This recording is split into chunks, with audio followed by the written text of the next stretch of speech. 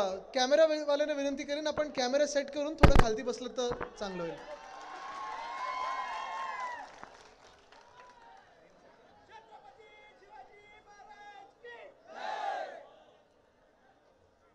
ठीक आहे, सुरू करूया. मागे पूर्ण भरलेला आहे. मी आता येत असताना हाच विचार करत होतो की स्वागतासाठी एवढे लोक थांबले होते तर मैदानात किती असतील. आणि मला चिंता हीच असते खूप वेळा की बाहेर लोक थांबले की आत आल्यानंतर सभा कधी कधी विस्कळीत होते.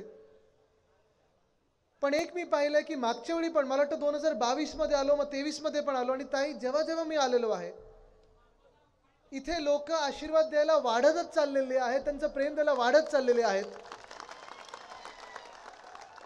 आणि जे तुम्ही बोललात ते सत्य आहे की आपण फिरतो हे आता प्रचारासाठी नाही. मला वाटतं महाराष्ट्राने मन पक्क बनवलं आहे की पुन्हा एकदा महाविकास आघाडीचं सरकार बसवायचं म्हणजे बसवायचंच.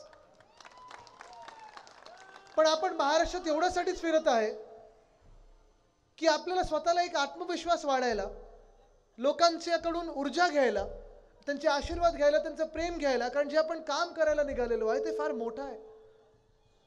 आता वैशालीताई सांगत होत्या की जसं ते स्वखर्चाने लोकांची सेवा करत आहेत. मग कुठे कॅटरॅक्टचे ऑपरेशन असतील, मोतीबिंदूचे ऑपरेशन असतील, कुठे फवारणी असेल, कुठे आरोग्य शिबिर असतील. पण मी आज वैशालीताईंना सांगत आहे, विनंती करत आहे, हक्काने सांगत आहे की ताई आता हे स्वखर्चाचं जे काम आहे ते ठीक आहे, आपण सेवा म्हणून करत राहा. पण हे शेवटचं वर्ष 2024 मध्ये सरकारचा निधी आपल्याला इथे आणायचाच आहे. अधिकृत निधी आणेल.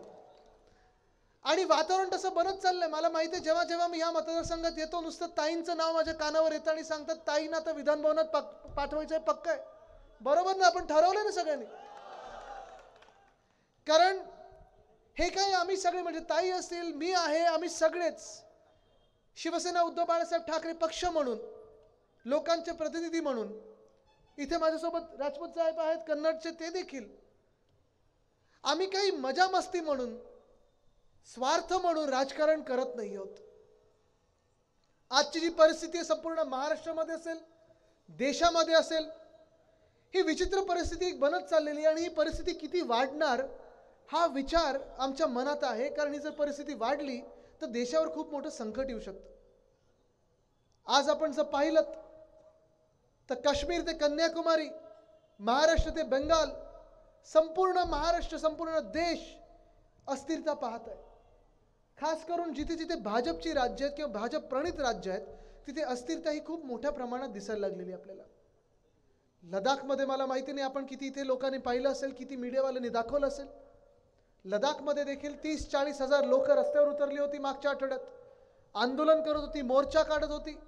साधारणपणे आपल्याला लडाख म्हणजे आपण फिरायला जायचं, थंड हवेचं एक प्रदेश म्हणून आपण ओळखतो.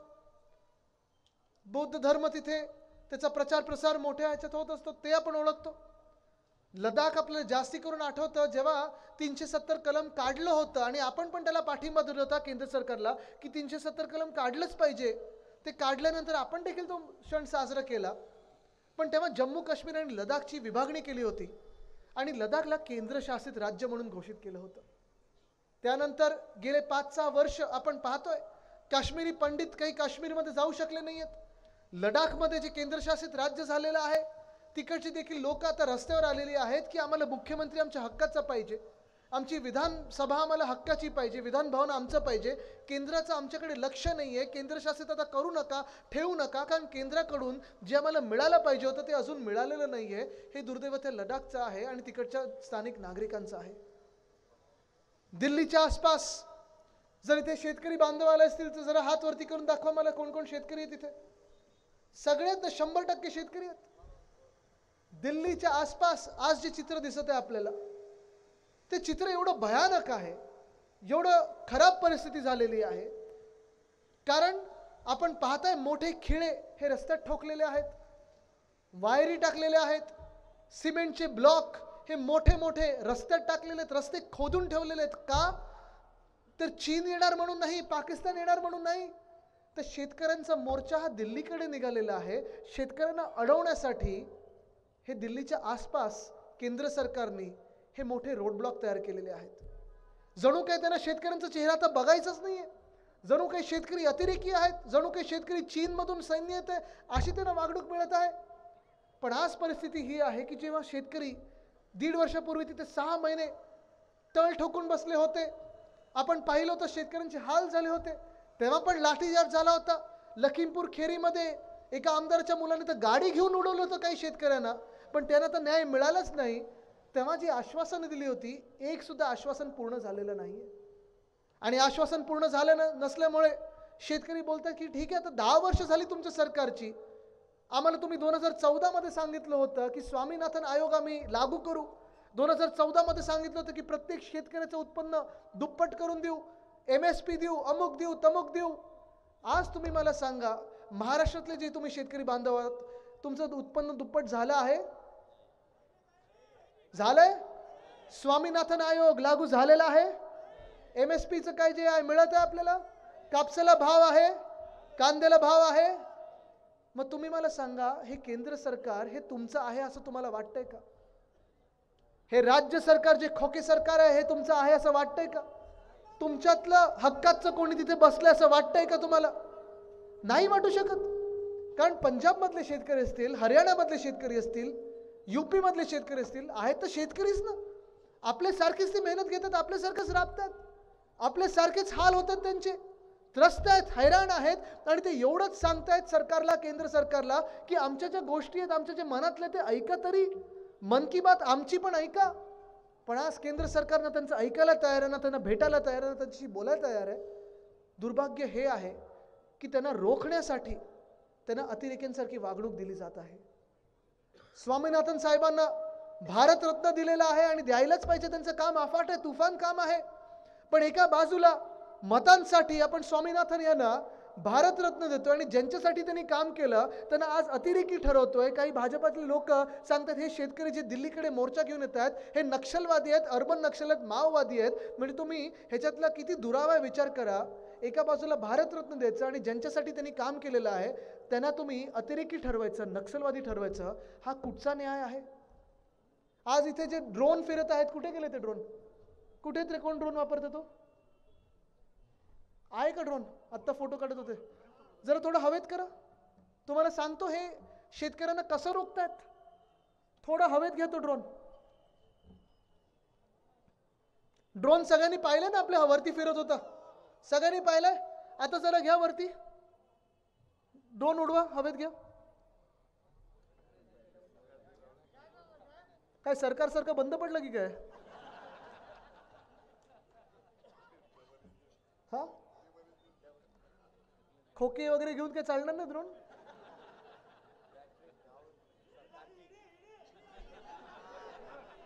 बघा ईडी बोलेल तर उडायला लागलं.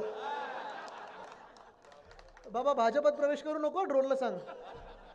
आता ड्रोन एक काम करा, हाच ड्रोन थोडा लोकांवरती घेऊन जा, थोडा जवळ न्या, त्यांच्या जवळ न्या. डोक्यावर म्हणजे बसू नका, थोडं जवळ न्या, जवळ न्या. ड्रोनची भीती वाटते का कोणाला? या नाही ना. थोडं पुढे न्या. आता वाटते भीती कोणाला? नाही वाटत आहे, कारण आपल्या सर्वांना माहिती आहे ह्याच्यात कॅमेरा आहे, तुमचा फोटो येतो, तुमचा व्हिडिओ येतोय. पण हाच ड्रोन केंद्र सरकार शेतकऱ्यांवर वापरत आहे, फोटोग्राफीसाठी नाही, अश्रुधूर सोडण्यासाठी. चालेल तुम्हाला असंच तुमच्या डोक्यावर आल्यानंतर, अश्रुधूर सोडल्यानंतर? एका विश्वासाने आपण केंद्र सरकारला मतदान केलं होतं. आपल्याला वाटलं होतं आपलं सरकार बसत आहे, 2014 मध्ये असेल, 2019 मध्ये असेल. आपल्याला वाटत होतं सामान्य नागरिकांचं सरकार बसत आहे, आपल्याला वाटलं होतं शेतकऱ्यांचं सरकार बसत आहे. पण हाच ड्रोन जेव्हा धोका देतो आपल्याला, हेच केंद्र सरकार जेव्हा शेतकऱ्यांना धोका देतं, दुर्भाग्य आपल्या देशाचं हेच आहे की आपण काहीच करू शकत नाही. मोर्चा घेऊन चाललेलो आहे आपण केंद्र सरकारवर, दिल्लीवर मोर्चा घेऊन चाललेलो आहे, आंदोलनं सगळीकडे पुकारलेली आहेत, ड्रोन मधून ते अश्रुधूर करत आहेत. कदाचित असं दिसायला लागलेलं आहे की केंद्र सरकार विरुद्ध अन्नदाता. अनेकदा आपण शेतकऱ्यांना अन्नदाता देवो भव असं म्हणत असतो, शेतकऱ्यांना आपण कितीतरी पदव्या दिलेल्या आहेत, अन्नदाता बोलत आहोत, कितीतरी काय काय आपण शेतकऱ्यांबद्दल बोलायचं, कृषी प्रधान देश आहे आपण म्हणतो. पण हे सगळं केल्यानंतर ड्रोन मधून जेव्हा अश्रुधूर होतो, लाठीचार्ज होतो, गोळीबार होतो, तो कोणावर होतोय? तर तो अतिरेक्यांवर होत नाहीये, तो चायनावर होत नाही, जे चायना आपल्या लडाखमध्ये घुसत आहे त्याच्यावर होत नाहीये, पण शेतकरी बांधवांवर होतोय ना, ती धोक्याची घंटा आहे. आज महाराष्ट्रामध्ये शेतकरी आत्महत्या वाढत चालल्या आहेत. मागच्या वर्षी देखील रेकॉर्ड मोडत चाललेला आहे. खरं तर रेकॉर्ड आपण कशात मोडायला पाहिजे? रेकॉर्ड आपण ह्या गोष्टीत मोडायला पाहिजे की आपण बेरोजगारी कमी केली, गरिबी कमी केली, आपण उद्योग वाढवले, ह्याच्यात रेकॉर्ड मोडलं पाहिजेत. पण दुर्भाग्य आपल्या राज्याचं हेच आहे की एका बाजूला जिथे दक्षिण भारतातले अनेक मुख्यमंत्री केंद्र सरकारला ताठमानेने सांगत आहेत, होय आमचा GSTचा पैसा असेल, आमचा कराचा पैसा असेल, आम्हाला परत द्या, आमच्या राज्यामध्ये विकास करायचा आहे. आपले घटनाबाह्य मुख्यमंत्री खोके सरकारचे दिल्ली दिसलं की घालतात लोटांगण, दिल्ली दिसलं की घालतात लोटांगण. ना शेतकऱ्यांसाठी असते बोलत आहेत, ना तरुणांसाठी काही बोलू शकत आहेत, ना महिलांसाठी काही बोलू शकत आहेत, ना गरिबांसाठी काही बोलू शकत आहेत. कारण सर्व जी काही मेहरबानी या गद्दारांवर केलेली आहे, ही खोके सरकारची मेहरबानी ही केंद्राने ह्या गद्दारांवर केलेली आहे. 8वा ते दिवस आपले महाविकास आघाडी सरकारचे जेव्हा उद्धव साहेब मुख्यमंत्री होते, तेव्हा उद्धव साहेबांनी 2019ला आपल्या सर्वांना एक वचन दिलं होतं, शेतकरी बांधवांना एक वचन दिलं होतं की 2 लाखापर्यंतची जी कर्ज आहेत ती आम्ही माफ करू. केली की नाही कर्जमुक्ती? आपण सर्वांपर्यंत पोहोचली की नाही ती कर्जमुक्ती? आपण केली ना. आणि त्यावेळी मला आठवतं, मी पण त्या यंत्रणेचा भाग होतो. ती यंत्रणा जशी राबवली होती आपण, भाजपच्या सरकारमध्ये कर्जमुक्ती नुसतं म्हणायला होती, होर्डिंग्सवर होती, बॅनरवर होती, ॲडव्हर्टाईजमध्ये होती, पण कुठेही लोकांपर्यंत पोचली नव्हती. कारण एवढी किचकट करून ठेवलेली की अंगठा द्या, मग हे दाखला द्या, तो दाखला द्या, तुमचं रक्त द्या, तुम्ही हे ना आणा, काकांना आणा, मामांना आणा, हे सगळं करून कुठेही कर्जमुक्ती होत नव्हती. उद्धव साहेबांनी सांगितलं एका बोटावरती कर्जमुक्ती झाली पाहिजे, आणि ती आपण करून दाखवली. हे आपलं हिंदुत्व आहे. रघुकुल रीत सदा चली आए, प्राण जाय पर वचन न जाय. आपण कर्जमुक्ती करून दाखवली. मला आठवतं 2020 मध्ये अनेक संकट आपल्यावर आली. कोविड तर होतच, अर्थचक्र सगळं बंद पडलं होतं. आणि या कोविडच्या काळामध्ये मला आठवतं, अर्थचक्र बंद पडल्यानंतर चक्रीवादळ आली, गारपीट झाली, कुठे अवकाळी पाऊस पडत होता, ओला दुष्काळ, सुका दुष्काळ. जेव्हा जेव्हा संकट शेतकऱ्यांवर आलेलं आहे, तेव्हा उद्धव साहेब तुमचे कुटुंब प्रमुख म्हणून किंवा भाऊ म्हणून तुमच्यासोबत राहिलेले आहेत. आणि जी मदत करायची होती ती पंचनामे वगैरे तर केलेच आपण, पण मदत तुमच्या खात्यांपर्यंत पोचली, हे अभिमानाने मी तुम्हाला आज सांगू शकतो. हा नुसतं दावा नाही, हे सत्य आहे. पण एका बाजूला हे सत्य असताना, जसं मी सांगतोय की दुसऱ्या बाजूला आजचं जे सरकार आहे, अवकाळी सरकार आहे. कधी अवकाळी पाऊस पडला, गारपीट झाली, नुकसान झालं, पीक विमा कंपन्यांना पैसे मिळतात, पण ते विमा कंपन्या तुम्हाला पैसे देतात का नुकसान झाल्यानंतर? दिले कोणी? नाही दिलेत. आंदोलनं करायची, आपण सगळं काही करायचं, पण मुख्यमंत्रीच हात बांधून बसलेले असताना, सरकारचं काही दबावच नसताना, ह्या कंपन्या तरी कशाला आपल्या ऐकतील? आज पाहता तुम्ही, पीक विम्याचा प्रश्न आहेच, तसाच प्रश्न मोठा झालेला आहे. जिथे जिथे नुकसान झालेलं, नुकसान भरपाई 1 रुपयाची कोणाला मिळाली नाहीये. दुर्दैव हेच आहे आपल्या राज्यामध्ये की एका बाजूला किसान हैराण आहे, जे शेतकरी आहेत, जो बळीराजा आहे, जो अन्नदाता आहे, तो हैराण आहे, त्रस्त आहे, आत्महत्या वाढत चाललेल्या आहेत. पण केंद्रात जेव्हा अर्थसंकल्प सादर केला आपल्या वित्तमंत्र्यांनी, तेव्हा जेव्हा निर्मला सीतारामन ताईंनी सादर केला अर्थसंकल्प, तेव्हा त्यांनी सांगितलं, आता आम्ही 4 जातींकडे प्रामुख्याने लक्ष देणार आहोत, 4 वर्गांकडे आम्ही प्रामुख्याने लक्ष देणार आहोत. या कुठच्या 4 जाती आता सापडलेत ना? कुठचे वर्ग आता आहे ना 10 वर्षांत आठवले तर 4 वर्ग हे आहेत. पहिला वर्ग म्हणजे शेतकरी त्यांनी सांगितलं, दुसरं त्यांनी सांगितलं युवा, तिसरं सांगितलं महिला, आणि चौथं सांगितलं गरीब. एक वर्ग तर आपण पाहतोय हैराण आहे, त्रस्त आहे, शेतकरी आत्महत्या वाढत चाललेल्या आहेत. जिथे जिथे मी जातो, मी प्रत्येक वेळा मी प्रश्न विचारतो, जेव्हा बांधावर जातो किंवा अशी संवाद सभा असते तेव्हा विचारतो, आणि आज पण तोच प्रश्न तुम्हाला मी विचारीन की तुम्हाला वाटतं का की तुमची पुढची पिढी, तुमचे मुलं असतील, मुली असतील, जे माझ्या वयाचे असतील, त्यांनी शेती करावी असं तुम्हाला वाटतं का?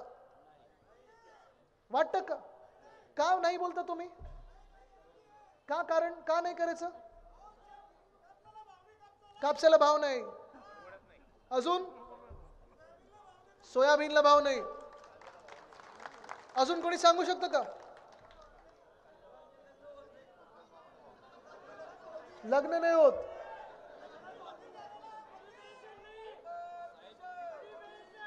त्याच्यावर बोलणार आहे मी. जुनी पेन्शन येणार आहे, थांबा. प्रत्येक गोष्टीवर बोलणार आहे मी, कारण आज महाराष्ट्राचे हाल आपण पाहत आहोत. मुली देत नाहीत, बरोबर आहे. मग तुम्ही मला सांगा, जर तुमच्या मुला मुलींनी शेतीत यायचं नाही, शेती करायची नाही, मग त्यांना पर्याय काय असतो? बरोबर आहे, पण मग पर्याय काय असतो आपल्याला? तुम्ही त्या मुलांना मुलींना शहराकडे पाठवता, बरोबर आहे, MIDC कडे पाठवता, आणि MIDC मध्ये गेल्या 2 वर्षात एक सुद्धा नवीन उद्योग किंवा रोजगार उपलब्ध झालाय का? तुम्ही मला सांगा. झालंय? म्हणजे आपण शेती आपली पूर्ण कृषी क्षेत्र कोलमडलेलं आहे. आज आपण पाहतोय उद्योग क्षेत्रात, जसं महाविकास आघाडीच्या काळात आपण दावा करू शकत होतो, सत्य दाखवू शकत होतो की 6.5 लाख कोटीची गुंतवणूक आपल्या राज्यामध्ये आपण खेचून आणली, तसं ह्या घटनाबाह्य मुख्यमंत्र्यांनी एक तरी नवा उद्योग आपल्या महाराष्ट्रात आणलाय का? एक तरी नवा रोजगार निर्माण केलाय का? एक तरी नोकरी नवी निर्माण केली आहे का? 3 मंत्रीपद, हो, पण गद्दारांना उद्योग मिळालेत, आपल्याला कुठे मिळालेत? बसा बसा. गद्दारांना उद्योग मिळालेत, आपल्याला कोणाला रोजगार मिळालाय का? नाही मिळालाय. मी प्रत्येक जिल्ह्यात जात आहे, महाराष्ट्राच्या प्रत्येक तालुक्यात जात आहे आणि MIDC बद्दल चौकशी करतो. गेल्या 2 वर्षामध्ये एक नवा पैसा आला नाहीये, ना एक नवा रोजगार उपलब्ध झालाय. ह्याचं कारण एकच आहे की जे उद्योग आपल्या राज्यात 100% येणार होते त्यांनी पाठवले आहेत गुजरातकडे. अनेक प्रकल्प मोठे मोठे जे 100% आपल्या राज्यात येणार होते, आणि हे सत्य आहे, मी तुम्हाला सांगतोय, कारण मी पाहिलेली ही परिस्थिती आहे. उद्धव साहेब जेव्हा मुख्यमंत्री होते तेव्हा अनेक उद्योगपती सांगायचे की अरे ह्या माणसावर आपण विश्वास ठेवू शकतो, कारण महिला यांच्यावर विश्वास ठेवतात, शेतकरी यांच्यावर विश्वास ठेवतात, युवा यांच्यावर विश्वास ठेवतात. त्यांना सगळ्यांना वाटतं हा माणूस कुटुंब प्रमुख आहे, उद्योगपती म्हणून पण आपण विश्वास ठेवू शकतो, कुठेही एक्स्टॉर्शन होणार नाही, कुठेही दादागिरी होणार नाही. अनेक उद्योग आपण महाराष्ट्रात आणत होतो. वेदांता फॉक्सकॉन बद्दल किती लोकांनी ऐकले जरा सांगा? सगळ्यांनी ऐकलंय का? वेदांता फॉक्सकॉन ही मोठी कंपनी आपण महाराष्ट्रात आणत होतो. साधारणपणे 1 लाख तरुणींना रोजगार मिळणार होता. तळेगाव इथे आपण ही कंपनी आणणार होतो. सुभाष देसाई साहेब जे तेव्हाचे उद्योग मंत्री होते आणि मी स्वतः जाऊन बोलणी करून आलो होतो की महाराष्ट्रात आम्हाला हा उद्योग पाहिजे, म्हणजे पाहिजे, जे काही पाहिजे ते आम्ही देऊ, पण महाराष्ट्रात आणा, कारण आमच्या तरुणांना रोजगार पाहिजे. पण आज आपण पाहतोय जेव्हा सरकार बदललं, सरकार आपलं पाडलं गेलं, गद्दारांनी गद्दारी केली, उद्धव साहेबांच्या पाठीत खंजीर खुपसला, निर्लज्जपणे कारभार सुरू केला त्यांचा, टेबलवर चढून नाचायला काय लागले. आज तुम्ही नक्की मिळवलं काय? 2023 मध्ये शिवसेना फोडली, 2022 मध्ये शिवसेना फोडली, 23 मध्ये राष्ट्रवादी काँग्रेस फोडली, 24 मध्ये आता काँग्रेस फोडायचा प्रयत्न करताय. एक परिवार फोडला तुम्ही, आणि एवढं सगळं करून तुम्ही महाराष्ट्रासाठी मिळवलं काय? हा जर प्रश्न विचारला तर गाजराशिवाय काही त्यांच्या हातात मिळणार नाही. अहो, अनेकदा मला प्रश्न पडतो की हे सरकार, हे मिंदे, हे मुख्यमंत्री घटनाबाह्य जे आहेत, हे नक्की महाराष्ट्राचे आहेत की गुजरातचे आहेत? कारण वेदांता फॉक्सकॉन सारखा प्रकल्प जेव्हा आपलं सरकार पाडलं यांनी, तेव्हा पाठवला कुठे होता यांनी हा प्रकल्प? गुजरातमध्ये. जो प्रकल्प 100% महाराष्ट्रात येत होता, जो इकडच्या तरुण मुला मुलींना नोकरी देणार होता, रोजगार देणार होता. आणि गुजरातची माझं काही वैर नाही, गुजरातला जे काही मिळत असेल त्यांच्या स्वतःच्या मेहनतीवर मिळू दे. आसामला मिळू दे, केरळला मिळू दे, काश्मीरला मिळू दे, मध्य प्रदेशला मिळू दे, उत्तर प्रदेशला मिळू दे, जे काही त्यांच्या हक्काचं त्यांच्याकडे मिळालंच पाहिजे, गेलंच पाहिजे. कारण जर प्रत्येक राज्य प्रगती करेल तर आपला देश पुढे जाईल. पण दुःख या गोष्टीचं होतं की जे 100% आपल्या राज्यात येणार होतं ना, जे आपल्या इकडच्या स्थानिक भूमिपुत्रांना मिळणार होतं, ते जेव्हा खेचून ओढून ताणून नेतात गुजरातमध्ये, तेव्हा मला राग येतो. आज परिस्थिती ही आहे की वेदांता फॉक्सकॉन गुजरातमधून पण निघून गेलेला आहे. सांगतात आम्हाला गुजरातमध्ये शक्य नाही काम करणं. नुकसान झालं हे आपल्या देशाचं झालेलं आहे. कारण जर महाराष्ट्रात हा उद्योग आला असता, 100% पुढच्या 2 वर्षात ही इंडस्ट्री उभी राहिली असती आणि देशातले 1 लाख तरुणींना रोजगार मिळाला असता, गुंतवणूक आपल्या राज्यात आणि देशात आली असती. आज हा उद्योग निघून गेला. तसंच एअरबस टाटाचा उद्योग पाठवलाय त्यांनी गुजरातला. आपण नागपूरमध्ये तो आणणार होतो. बल्ड्रग पार्क ऑरिक सिटीमध्ये येणार होतं छत्रपती संभाजीनगरमध्ये, तो गेला गुजरातला. मेडिकल डिव्हाइस पार्क पाठवला गुजरातला. डायमंड बोर्स पाठवतात गुजरातला. अहो, हेच काय, वर्ल्ड कपची फायनल पण यांनी सोडली नाही, ती पण पाठवली यांनी गुजरातला. आज तुम्ही मला सांगा, क्रिकेट वर्ल्ड कपची फायनल जर आपल्या वानखेडेमध्ये झाली असती तर जिंकलो असतो ना आपण? काय काय नाही, मी नाही बोलत, मला जनतेकडून ऐकू येतं. पण आज देशाचं दुर्भाग्य हेच आहे की अशी वागणूक केंद्र सरकारकडून मिळत आहे आपल्याला, जणू काही देशात एकमेव राज्य ते गुजरात आहे, बाकी राज्य नाहीच, आणि सर्वात खालती हे ना महाराष्ट्र वाटतो. दक्षिण भारतात जसं मी सांगितलं, अनेक मुख्यमंत्री उपमुख्यमंत्री केंद्र सरकारला सांगतात की आमचा हक्काचा पैसा द्या, जीएसटीचा पैसा द्या, पण आपले मुख्यमंत्री मागतच नाहीत. कारण आपले मुख्यमंत्री स्वतःला शेतकरी मानतात. आणि मला तुम्ही सांगा, इथे सगळे शेतकरी बसलेले आहात ना, आपण शेतकरी बांधवात सगळे शेतकरी आहेत ना, खोटे कोणी नाही ना इथे. आता तुम्ही मला सांगा, अशी शेती नक्की कुठची हो की जिथे त्यांच्या गावाकडे रस्ता नाही, आजूबाजूच्या शेतात जायला रस्ता नाही, पण स्वतःच्या शेतात बरोबर 2 हेलिकॉप्टर उतरू शकतात.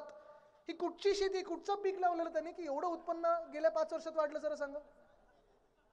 गेल्या 5-7 वर्षातच एवढं वाढलेलं आहे, पण 2 हेलिकॉप्टर बरोबर जातात, रस्ता नाही, काही नाही.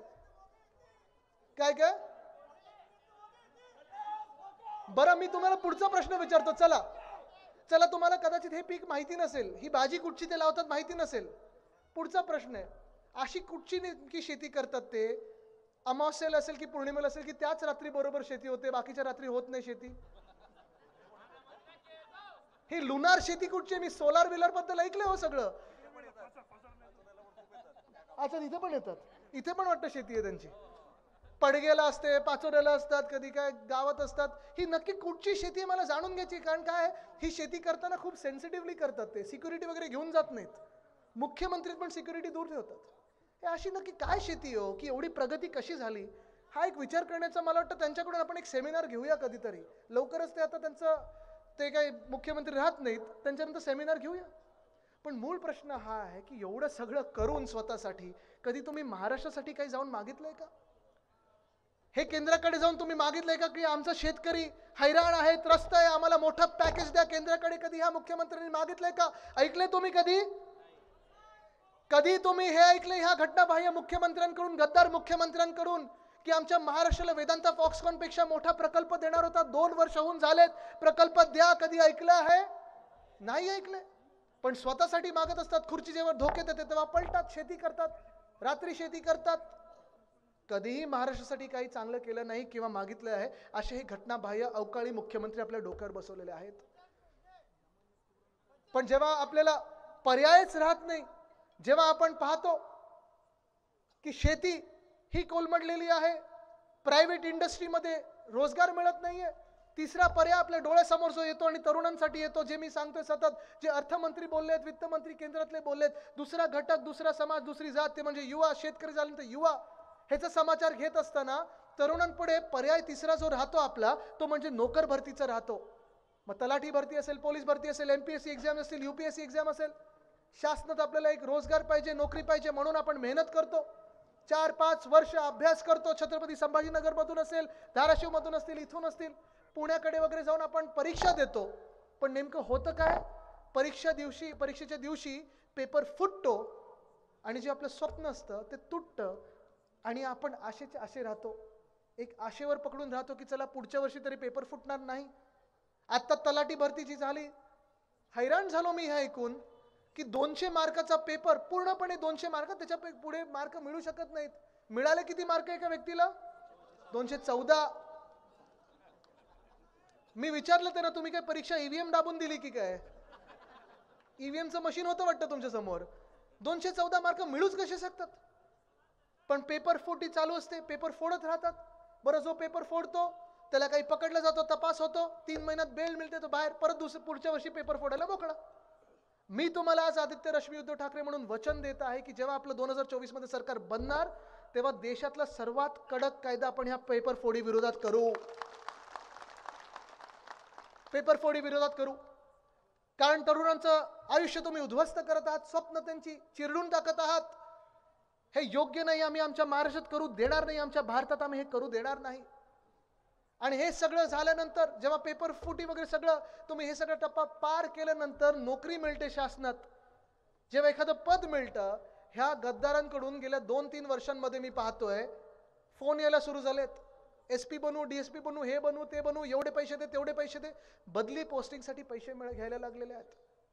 आणि एका बाजूला खोके भरत चाललेत, धोके वाढत चाललेले आहेत. आणि जुनी पेन्शन योजनेचा जो विषय आहे, तुम्हाला आजच सांगतो, उद्धव साहेबांसोबत मी नागपूरला येऊन तुम्हाला सगळ्यांना भेटलो होतो आणि शब्द दिलेला आहे तो पूर्ण करणार म्हणजे करणारच. कारण परत एकदा सांगतो, आपलं हिंदुत्व हे स्पष्ट आहे. रघुकुल रीत सदा चली आए, प्राण जाय पर वचन न जाय. जुनी पेन्शनवाल्यांना जो शब्द दिलाय आपण तो पूर्ण करणार. उद्धव साहेबांचं सरकार हे पूर्ण करणार. महाविकास आघाडी हे शब्द पूर्ण करणार. आशा वर्कर्स आहेत, आपल्या अंगणवाडी सेविका आहेत, खूप मेहनत घेत असतात. आता पण ते आंदोलन करत बसलेले आहेत. अंगणवाडी सेविकांना मला वाटतं काही शब्द ह्या घटनाबाह्य मुख्यमंत्र्यांनी दिला होता. 3-4 महिने झाले पण अजून शासन निर्णय आलेला नाही. आशा वर्कर्स काही मागण्या घेऊन आहेत, आंदोलन करत आहेत, पण भेटायला कोणी तयार नाहीये. समाजातला प्रत्येक घटक, जसं मी सांगितलं, युवा झालं, शेतकरी झालं, महिलांबद्दल आता मी जे बोलत होतो, आशा वर्कर्स आहेत, अंगणवाडी सेविका आहेत. तसंच 2 महत्त्वाच्या गोष्टी म्हणजे आपण पाहिल्या असतील, ह्या गद्दारांच्या सरकारमध्ये मंत्रिमंडळात 2 असे मंत्री बसलेले आहेत. एकाने टीव्हीवर एका महिला खासदाराला घाणेरड्या शिव्या दिल्या, अतिशय घाणेरड्या शिव्या दिल्या, म्हणजे तुम्ही ऐकू पण नाही शकणार अशा घाणेरड्या शिव्या दिलेल्या आहेत. उद्धव साहेबांनी त्या मंत्र्याला लाथ मारून काढलं असतं. त्या मंत्र्याला ह्या घटनाबाह्य मुख्यमंत्र्यांनी प्रमोशन दिलेलं आहे. कुठचे संस्कार, कुठून आपण हे काय राज्य करतो, हे कसं राज्य चालू शकतं? दुसरे मंत्री तिथे बसले होते, उद्धव साहेबांनी त्यांना काढून टाकलं होतं, सांगितलं होतं गेट आउट. त्यांना पुन्हा एकदा मंत्री बनवलं का? तर त्यांच्यावर आरोप आहेत महिलेवर अत्याचार करण्याचे. चला विचार करा तुम्ही, ज्या मंत्र्यांनी शिवी दिलेल्या आहेत एका महिला खासदाराला, 1 मिनिटभर विचार सोडून द्या, हा की ती महिला खासदार आहे, हा विचार सोडून द्या की ती महिला एक नेती आहे. पण महिला तर आहे. जिथे महिलांचा आदर होत नाही, जिथे सन्मान होत नाही, काय योजना काढणार आहे आणि काय नक्की तुम्ही महिलांसाठी काम करणार? कुठचं हे कोणाचं सरकार आहे? ना शेतकऱ्यांचं सरकार आहे, ना तरुणांचं सरकार आहे, ना महिलांचं सरकार आहे. ज्या भाजपानी बिल्किस बानो नावाच्या महिलेचा ज्यांनी रेप केला, कोर्टाने त्यांना सजा सुनावली, त्या गुजरात सरकारने, भाजपने जेव्हा त्या बिल्किस बानोच्या रेपिस्टना बाहेर काढलं, त्यांनी दिंड नाही काढली, त्यांची प्रचार फेरी काढली, त्यांना हार घातले, सत्कार केला आणि निवडणुकीच्या प्रचारात फिरवलं. हे कसलं हिंदुत्व आहे? हे हिंदुत्व आम्हाला, हे हिंदुत्व नाही आम्हाला जे हिंदू सम्राट बाळासाहेब ठाकरेंनी हिंदुत्व शिकवलंय ना, की कोणी रेपिस्ट असो, कोणी अत्याचार करणार असो, आणि ती महिला कुठच्याही जातीची असो, धर्माची असो, त्या रेपिस्टला फाशीवर चढवलंच पाहिजे. हे आपलं हिंदुत्व आहे. भेदभाव नाही करायचं जातीत, धर्मात. आपण सेवा करतो ती माणुसकीची करत असतो. आपलं रक्त एकच असतं, आपलं रक्त एकच रंगाचं असतं. आज जे हे बोलत आहेत, हल्ली नावं ठेवायला सगळे सुटलेले आहेत. शेतकऱ्यांना कोण अर्बन नक्सल बोलतं, कोण माओवादी बोलतं, कोण अतिरेकी बोलतं. पण आज परिस्थिती ही झालेली आहे की देश एवढा हैराण झालेला आहे या सरकारमध्ये. आज आपण पाहत आहोत, जे गरीब आहेत, जे वंचित राहिलेले आहेत, जे कुठे प्रगती झालेली नाहीये, सगळेच आपण पाहत असाल. आज ना शेतकऱ्यांचं उत्पन्न वाढलेलं आहे, दुप्पट झालंच नाहीये, ना 2022 पर्यंत सगळ्यांना काही आवास योजनेत घरं मिळालेली आहेत. बेरोजगारी वाढत चाललेली आहे. गॅसची किंमत वाढली की कमी झाली? हो, डिझेलची किंमत वाढली की कमी झाली? पेट्रोलची किंमत वाढली की कमी झाली? मग नक्की कुठे आपण ह्या गरिबांकडे लक्ष देत आहोत? ना शेतकऱ्यांकडे लक्ष, ना तरुणांकडे लक्ष, ना महिलांकडे लक्ष, ना गरिबांकडे लक्ष. आता 10 वर्षानंतर उद्योगपती विसरले, उद्योगपत्यांना सगळ्यांना सूटबूट चांगले दिल्यानंतर आज हे 4 जाती आणि हे 4 वर्ग तुम्हाला आठवायला लागले. किती सहन करत जायचं? आणि एका बाजूला ही सगळी आपली लढाई आपल्या ह्या 4 वर्गांसाठी चालू असताना, दुसऱ्या बाजूला आपण पाहतोय की डॉक्टर बाबासाहेब आंबेडकरांनी जे संविधान आपल्याला लिहून दिलेलं आहे, ते देखील बदलण्याचे यांचे मनसुबे आता आपल्या समोर यायला लागलेले आहेत. आज जो निकाल दिलेला आहे, राष्ट्रवादी काँग्रेस या पक्षाबद्दल आपला पण तसाच निकाल दिला होता. जे अध्यक्ष ट्रायब्युनल म्हणून काम करत होते, अक्षरशः थट्टा उडवलेली त्यांनी संविधानाची. लोकशाही तर ते मानतच नाहीत. कदाचित त्यांच्या मनात भाजपने लिहिलेलं संविधान आता पक्क बसलेलं आहे. पण तुम्ही 1 मिनिटभर विचार करा, काय वाटत असेल उद्धव साहेबांना? गेले 20-30 वर्ष ते वंदनीय हिंदू सम्राट बाळासाहेब ठाकरे यांचा पक्ष शिवसेना, तुमची आमची शिवसेना वाढवत होते. ह्या सगळ्या लोकांना तिकीट दिली, मोठे केले, कुठून कुठून काय काय आपण केलं. शून्यातून ह्यांना सगळं साम्राज्य उभं करून दिलं. आपल्या जीवावर मोठे झाले. आपण त्यांना घेऊन नाचायचो, त्यांच्यासाठी प्रचार करायचो. पण आज त्यांच्याच पाठीत ह्या गद्दारांनी खंजीर खुपसला. तुम्ही विचार करा काय त्यांच्या मनात असेल. तुम्ही विचार करा पवार साहेबांचा. आज त्यांच्या वयामध्ये जी जिद्द आहे, जी ताकद आहे, त्यांच्याकडून प्रेरणा आणि ऊर्जा आम्ही पण घेत असतो. पण क्षणभर विचार करा, आज ते जेव्हा तिथे जाऊन बसले असतील आणि हा निकाल येताना पाहिलं असेल, जे अध्यक्ष आहेत ते आमच्या पण शिवसेनेत होते आणि राष्ट्रवादी काँग्रेसमध्ये पण होते योगायोगाने, आणि हे दोन्ही पक्ष त्यांनी संपवण्याचा प्रयत्न केलाय. पुढचा आता मला प्रश्न पडलाय, भाजप संपवतात की काय? कारण आता भाजपात ट्रायब्युनल म्हणून काम करत असताना पक्षपातीपणा करत आहेत, संविधान संपवण्याचा आणि बदलण्याचा प्रयत्न करत आहेत. लोकशाही तर संपूर्णच टाकलेली आहे. पण माझ्या मनात स्वतः सतत हाच विचार असतो, काय विचार असतील उद्धव साहेबांच्या मनात आणि पवार साहेबांच्या मनात. आज कुठे ना कुठेतरी हा विचार आपण केला पाहिजे की हे दोघे लोक, जे दोघे व्यक्ती आहेत, उद्धव साहेब असतील पवार साहेब असतील, ही दोन्ही जे आपल्या सोबत आहेत, हे लढत आहेत, छातीवर वार घेतात, पाठीत वार घेतात, ते आपल्यासाठी घेत आहेत, महाराष्ट्रासाठी घेतात. आपण त्यांना साथ दिली पाहिजे. हाच निश्चय आपण इथे केला पाहिजे. आजपासून आपण हा विचार केला पाहिजे की हे सरकार जे चाललेलं आहे, केंद्रासमोर लोटांगण घालत आहे, गुजरात समोर लोटांगण घालत आहे. आपल्याला तर आपलं सरकार आणायचं आहे, शेतकऱ्यांचं सरकार आणायचं आहे, महिलांचं सरकार आणायचं आहे, तरुणांचं सरकार आणायचं आहे. अनेक प्रयत्न होतील. पुढच्या काही दिवसांमध्ये लोकसभा निवडणुका येणारच आहेत, नंतर विधानसभा येतील, नगरपालिका असतील, जिल्हा परिषद असतील. प्रत्येक निवडणुकीत आपल्याला विचार करायचा आहे की आपण कोणाच्या सोबत राहणार आहोत. एका बाजूला भाजप, त्यांचे मित्रपक्ष ईडी, आयटी, सीबीआय, मिंदे गट आणि हा नवीन आता फुटलेला एक राष्ट्रवादीतला गट, हे सगळे तुमच्याकडे येणार, खोट्या भूलथापा तुम्हाला देणार, खोटी आश्वासनं तुम्हाला देणार. तुम्ही बळी पडणार आहात का? कदाचित हे येणार. आणि मग जर तुम्ही ह्या खोट्या भूलथापांना, खोट्या आश्वासनाला बळी पडला नाहीत, तर त्यांचं दुसरं शस्त्र ते काढणार. जाती जातीमध्ये वाद निर्माण करणार, धर्माधर्मामध्ये वाद निर्माण करणार. तुम्ही बळी पडणार आहात का? तुम्ही समाज म्हणून विखुरले जाणार आहात का? कारण आपलं हिंदुत्व आणि त्यांचं हिंदुत्व हे वेगळं आहे. शिवसेना उद्धव बाळासाहेब ठाकरे पक्षाचं हिंदुत्व हे घरातलं चूल पेटवणारं हिंदुत्व आहे. भाजपचं हिंदुत्व हे घर पेटवणारं हिंदुत्व आहे. घर पेटवून काही मिळणार नाही. घर पेटवून, देश पेटवून, राज्य पेटवून काही मिळत नाही. पेटवायचे असतात तर मशाली पेटवायच्या असतात, चुली पेटवायच्या असतात. कारण चुलीनी पोट भरतं आणि मशालानी अंधकार दूर होतो. तो मशाल पेटवण्यासाठी आता तुम्ही तयार झाला पाहिजे. इथून पुढे निघताना मी आपल्याला एवढंच सांगेन की हा निर्धार तर तुम्ही केलेला आहे, निश्चय मला तुमच्या डोळ्यांमध्ये दिसत आहे. पण जरा मनगट वरती करून तुमची ताकद दाखवा. आणि आता नमस्कार, 3D न्यूज मध्ये आपल्या सर्वांचे स्वागत. 3D न्यूज आता संपूर्ण महाराष्ट्रभर 3D न्यूज मध्ये प्रतिनिधी नेमणूक चालू आहे. तसेच स्क्रीनवरती दिलेल्या नंबरवरती कॉल करा आणि आमच्या 3D न्यूज चॅनलचे अधिकृत प्रतिनिधी व्हा.